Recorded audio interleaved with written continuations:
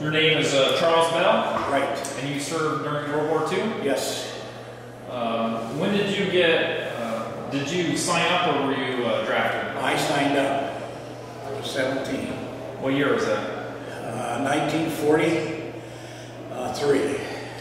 And you signed up for the Navy? Navy. And then did you do your basic through Great Lakes? Great Lakes. And then where'd you go from Great Lakes? I went to gunnery school at Great Lakes for several weeks. And then we went to New Orleans to pick up our ship. Our ship was the LCT 722, and it was on top of a LST 560. And it was in 3 pieces. And we went through the Panama Canal, and we went to Manus Island, and we unloaded there 3 pieces, and our crew put us together. Did you have to help them? What? Did you have to help them put the ship Well, together? yeah, the crew. The crew did? Yeah, just our crews put it together. We had boats and mate, and plenty of other help, and everybody got together and put themselves together. And what year was that? 1944. When did they ship you? They ship you overseas then? They send you? Well, see, Manus Island is overseas. Okay. It took us 53 days to go from New Orleans to, well, we went to Cuba first, and then from Cuba, we went through the Panama Canal and on over to Manus Island, which is in the Admiralty Islands, I believe, are Marshalls.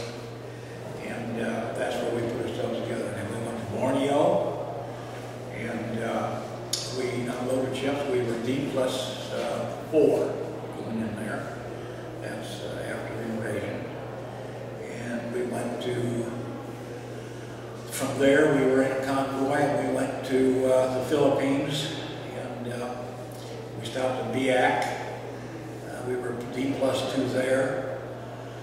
And we were just, our main job was to unload ammunition and tanks and whatever we had to unload to bring it into shore and beach and so forth. And we ended up at Subic Bay in the Philippines, and we were loaded up, and well, no, we didn't. We were on a convoy to go take Bataan back, and so we took Bataan back. That was in 1945, and also Corridor the same week.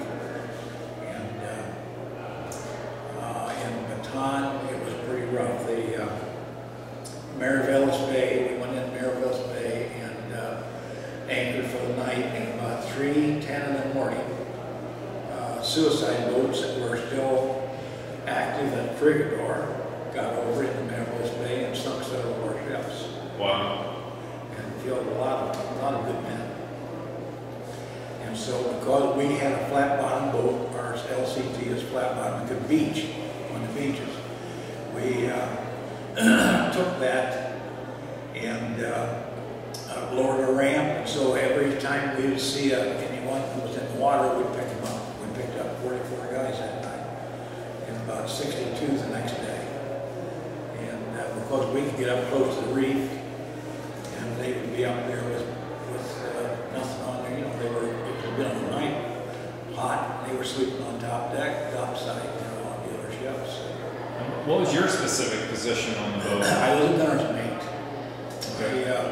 We had 2 20mm Oerlikon guns, and we had 4 50 caliber machine guns on each corner of the deck on our ship.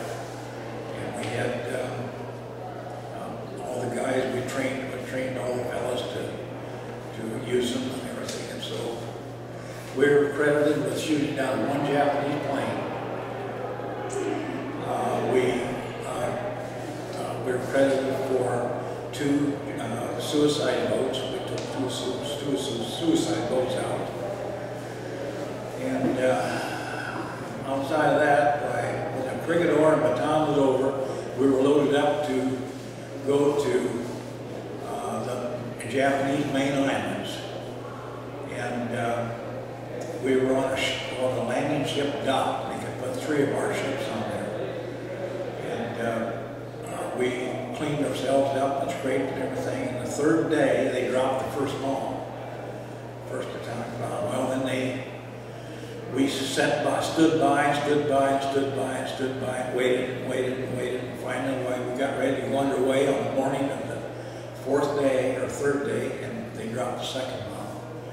And that time, the Japanese gave up, and so they unloaded us. And we stuck around Subic Bay until it was time to go home.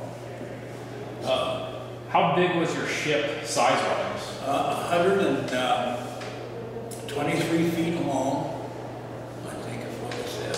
And it was about 50, 60 feet wide, something like that. Did you have to shoot your weapons very often? We didn't have to too often. There was, we did when we went to Corregidor. We took a load of Marines to Corregidor, and we had to go whenever we see a little spark on the mountains in Corregidor, why there was a gun that was shooting us, and so then we would shoot back at that. But as far as not very often did we use it. We didn't use much of our ammunition. We had whatever. How did you feel after you found out that the Japanese surrendered after the 2nd atomic bomb? Very, very good. Very good, because my goodness, there was a couple of big troop ships that was in at Subic Bay waiting to get word to go themselves. And think of the loss we'd had of our American people, American boys that were like that. You realize, don't you, that the war was won by 18, 19, 20, and 21-year-old kids. I mean, that's sure the officers were there and everything, but still, the main hard stuff was done by kids. You can't believe how young these people were, how young they were. When did you get to come back to the States? We came back in the spring of 46. And I was discharged, and I think my last time was September 1st or something like that, 46. What do you think of honor flight? Honor flight's great. That is just wonderful. I was on that 2 years ago. I had about a 6 months wait before I got to go, but my goodness, I had such good people taking care of me and things. That just wonderful. Did you have any hesitations to go at first? No. As soon as I found out about it, I tried to find out how to sign up and everything. So I had a computer, and so I went on my computer, and all the forms came right on, and I copied them off